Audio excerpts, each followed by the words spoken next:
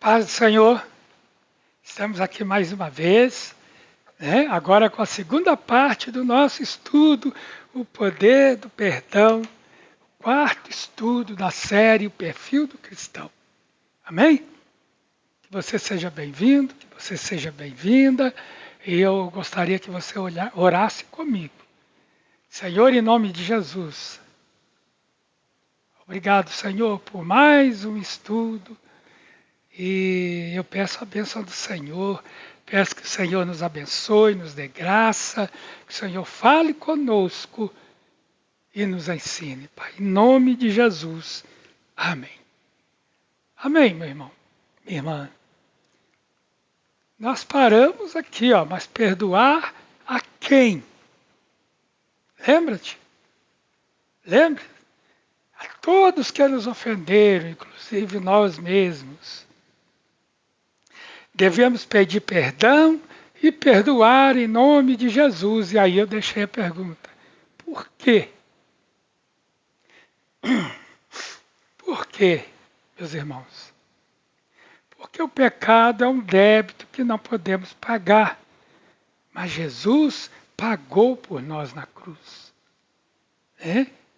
E nós jamais, homem algum, ser humano nenhum, poderia pagar esse débito. Mas Jesus veio ao mundo e na cruz do Calvário ele pagou toda essa dívida, todo esse grande débito que nós tínhamos, né? E agora ele nos concedeu o perdão dos nossos pecados, nos concedeu os céus, ele abriu as portas do céu para nós, né? Como esse irmão Lázaro que faleceu agora de Covid. Faleceu? Não, ele foi para o Senhor e ele cantava: ainda bem que eu vou morar no céu. Foi Jesus quem abriu a porta do céu para nós. Então, se nós recebemos esse tão grande perdão da parte de Deus, não existe nada que nós não podemos ou não possamos perdoar, né? O crédito pertence a Jesus. Só Ele pode nos dar esse crédito. Nele, Deus o Pai pode nos perdoar completamente, mantendo sua justiça. Porque onde estaria a justiça de Deus perdoando um pecador? Né?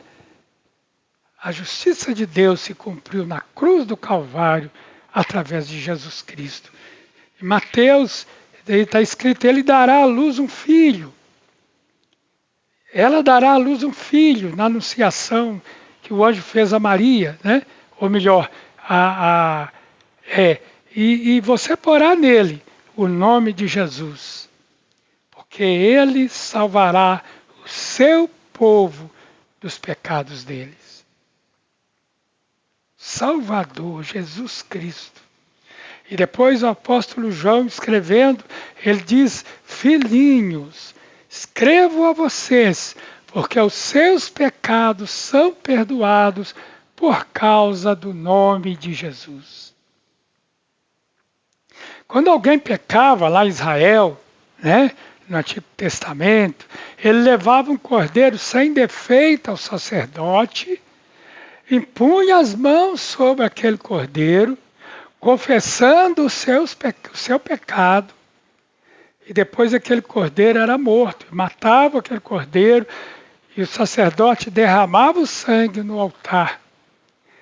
E aí, né, aquela pessoa saía feliz do templo por haver pago o pecado através do derramamento do sangue justo, do sangue inocente, né, o sangue daquele cordeiro.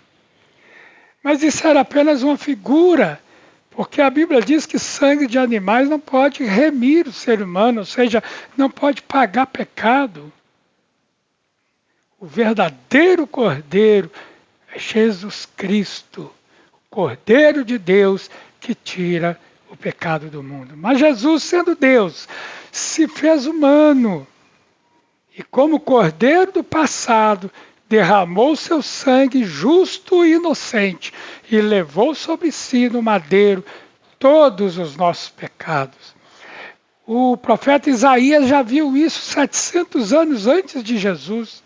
E ele escreveu: certamente ele tomou sobre si as nossas enfermidades e as nossas dores levou sobre si. E nós o considerávamos como aflito, ferido de Deus e oprimido. Mas ele foi traspassado por causa das nossas transgressões e esmagado por causa das nossas iniquidades. O castigo que nos traz a paz estava sobre ele. Pelas suas feridas fomos sarados. Não é necessário tentar entender esse mistério, que é um grande mistério, mas é necessário que creiamos, é necessário crer que Deus fará o que prometeu àquele arrependido.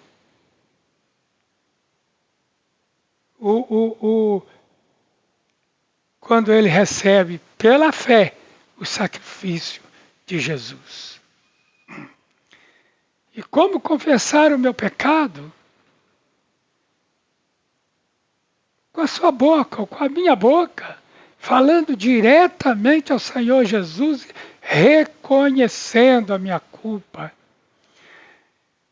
1 João 9 está escrito: se confessarmos os nossos pecados, Ele é fiel e justo para nos perdoar os pecados e nos purificar de toda injustiça. Tendo como testemunha, e é bom que haja essa testemunha, alguém que ama e serve de fato ao Senhor Jesus. Alguém que já passou por esse processo, né? Então, ao confessar Jesus, imediatamente você será perdoado e coisas maravilhosas começarão a acontecer. Tiago, na sua epístola, diz: portanto, confessem os seus pecados uns aos outros e orem uns pelos outros, para que vocês sejam curados. Muito pode, por sua eficácia, a súplica do justo. Mas aí tem o outro lado da moeda, né? Como perdoar aos que me ofenderam? Para muitos isso é um problema, né? Mas é da mesma forma que você foi perdoado através do sacrifício de um inocente que morreu por você, sendo você um pecador. Sacrifique os seus direitos de ficar magoado, né? Talvez você tenha até razão em estar magoado, mas sacrifique essa razão, esse direito que você tem. Libere o perdão a todos os que te ofenderam. Então haverá a confirmação da promessa de Lucas 6,37. Perdoai e sereis perdoados. Vá lá, Lucas 6,37. Perdoai e sereis perdoados. O ressentimento. O ressentimento ou a amargura é o veneno que mais tem destruído vidas neste mundo. Revestimento é falta de perdão. É sentir novamente, né? É ressentir. Sentir outra vez. Tornar a viver uma ocorrência através das lembranças. Ficar ali curtindo aquela lembrança ruim, né? Aí você fica magoado, a mágoa vem. Muitos dos problemas existentes à nossa volta, desentendimento familiar, falta de unidade e harmonia entre os cônjuges, pais e filhos, problemas de solidão, depressão, descontrole emocional, vários casos de enfermidades psicossomáticas e até loucura podem ser consequências diretas da falta de perdão na vida de uma pessoa. A liberdade que tanto se busca para uma vida plena e vitoriosa, física, emocional e espiritual, está condicionada a uma atitude de perdão incondicional e constante. Mateus 6,12. E perdoa-nos as nossas dívidas, assim como nós. Perdão. Assim como nós temos perdoado aos nossos devedores. Esse é o final da oração do Pai Nosso que Jesus ensinou. Perdoa as nossas dívidas, Senhor, assim como nós também temos, assim como eu também tenho perdoado os meus devedores. Não é porque, é assim. O ressentimento causa, primeiro, separação de amigos e familiares. Segundo, causa problemas psíquicos, causa enfermidades. Em quarto lugar, muitas vezes até mesmo suicídio causado por depressão ou por profunda decepção. É a causa de muitos assassinatos, resultado de ódio e desejo de vingança. O ressentimento na igreja impede a comunhão com Deus e o desenvolvimento de relacionamentos sadios entre irmãos. Causa divisão entre famílias, membros que acabam se mudando para outras igrejas por causa dos, entre aspas, problemáticos, como também a própria divisão da igreja. Causa muitas igrejas, irmãos, muitas congregações, denominações nasceram de problemas não resolvidos entre irmãos e entre lideranças. Impede a graça de Deus nas nossas vidas.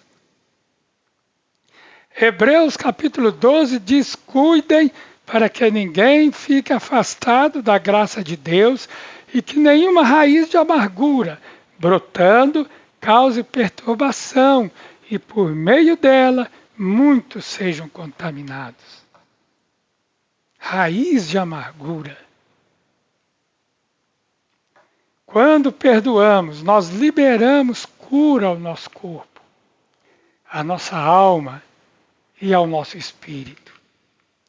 Muitos desses problemas são causados por ressentimentos.